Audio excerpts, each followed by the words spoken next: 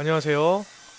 봤습니다. 오랜만에 긴 영상을 편집해 봤습니다. 오늘 영상은 타일 부분 시공 영상이 되겠습니다. 반짝이 줄눈이 시공된 집이다 보니까 열풍기를 이용해서 녹여서 칼로 제거해 줍니다. 날림 시공으로 작업된 곳은 굳이 열풍기를 쓰지 않아도 칼만 넣어서 이렇게 흔들흔들 하면은 그냥 알아서 뽑혀요. 그런 줄눈 시공이 된 집이 있고, 지금처럼 잘 붙어 있는 쪽은 이렇게 열풍기를 꼭 이용해야 쉽게 벗겨낼 수가 있습니다.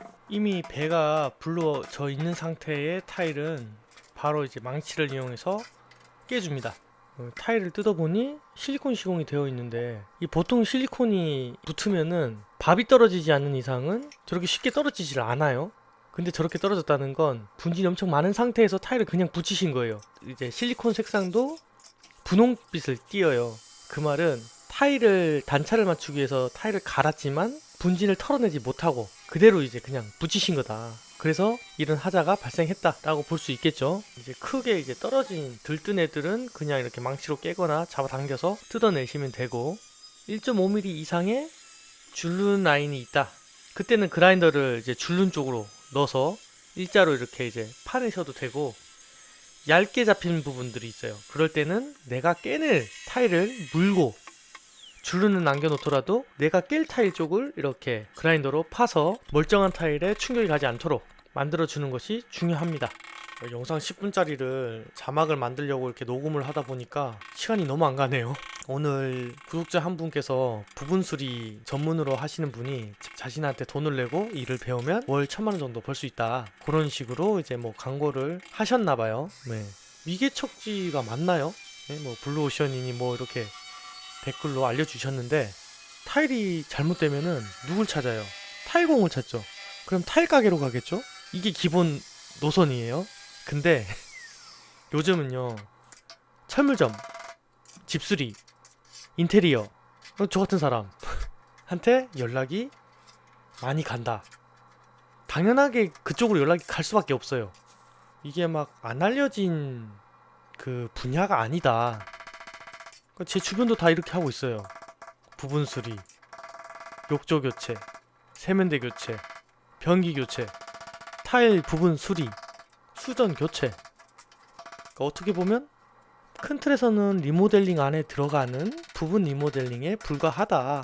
너무 혹하지 마셔라, 이렇게 말씀을 드리고 싶습니다. 제가 지금 정과 망치를 이용해서 더블칩 몰타를 제거를 하고 있는데요, 제가 이렇게 하는 데는 이유가 있습니다. 이 벽체의 진동을 최소한으로 주기 위해서 저렇게 뜯어내고 있는 거고요. 저 현장 상태를 잘 보셔야 됩니다. 작업을 할 때 지금 화면상에 보이는 저게 쪽타일 3장은 붙어있고, 위쪽은 절반은 붙어있고 절반은 떨어져있고, 대각 쪽 절반으로 붙어있고 떨어져있고, 이런 식이에요. 고객분께 이제 이게 전체를 교체를 하셔야 되는 게 맞다 라고 했지만, 고객분께서 일이 너무 커지면 안된다, 일단은 급한 불만 꺼주셔라 라고 요청을 하셨기 때문에 저는 고객님께서 원하시는 대로 그 부분만 시공해 드렸습니다.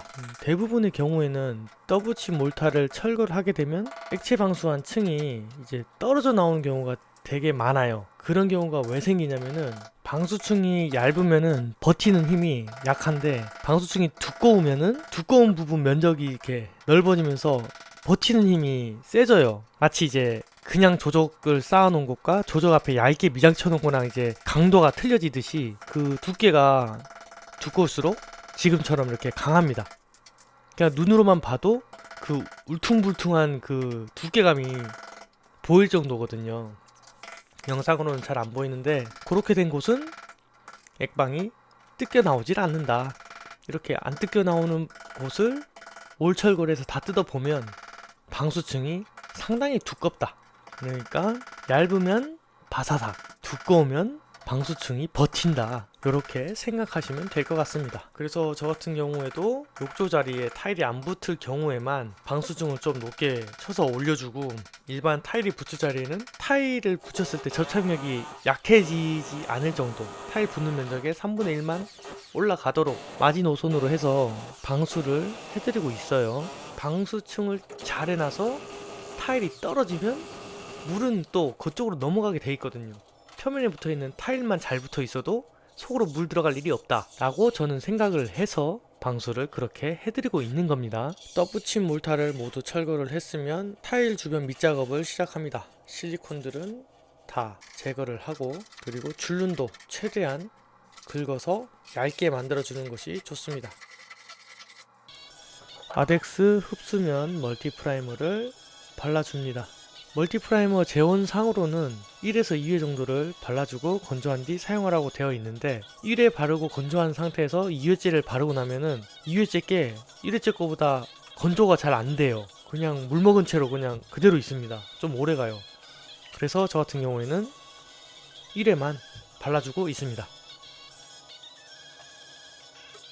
떠붙임 시공 첫 장 실패. 두께는 대략 손가락 한 2마디 정도? 2마디가 조금 안 되는 깊이인데 첫 장부터 안 붙으면 조금 기분이 꿀꿀하죠. 붙였는데 잘 비벼서 들어가는데도 불구하고 타일이 떨어졌다.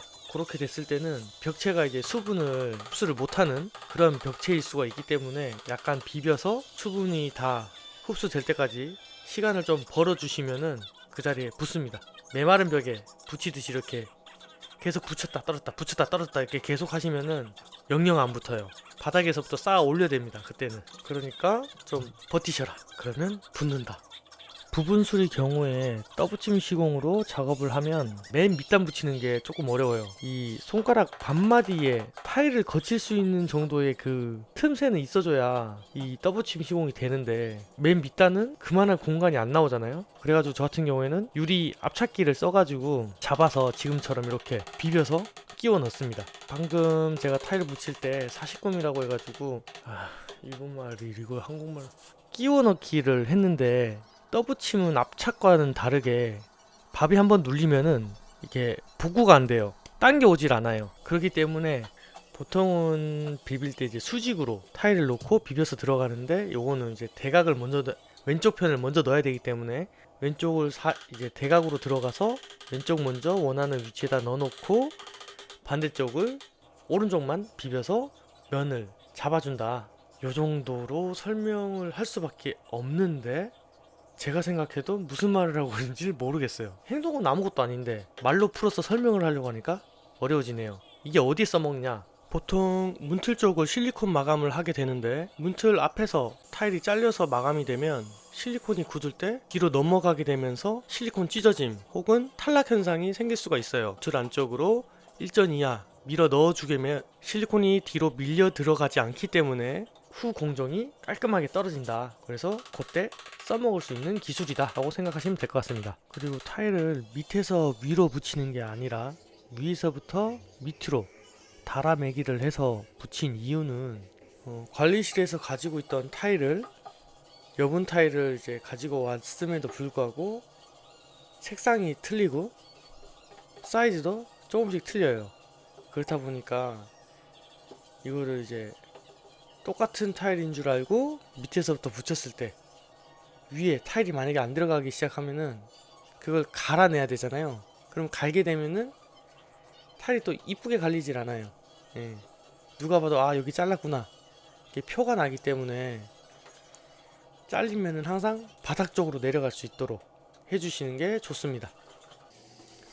떠붙임 시공을 하고 바로 줄눈을 넣으면 변색이 된다 안 된다, 된다고 하시는 분들이 몇 분 계셨었는데, 저는 줄눈 시공을 지금도 바로 하고 부분 시공은 당일날 끝나는 거기 때문에 이렇게 이제 시공을 많이 하는데, 뭐 며칠 있다 가봐도 누렇게 뭐 변색된다든지 뭐 시멘트 색깔이 나온다든지 그런 적은 아직까지 한 번도 없습니다. 뭐 제가 못 본 데서 생겼을 수도 있겠지만은 제가 확인을 했을 때는 그런 적이 없었어 가지고 잘 모르겠습니다. 그 원인이 뭔지.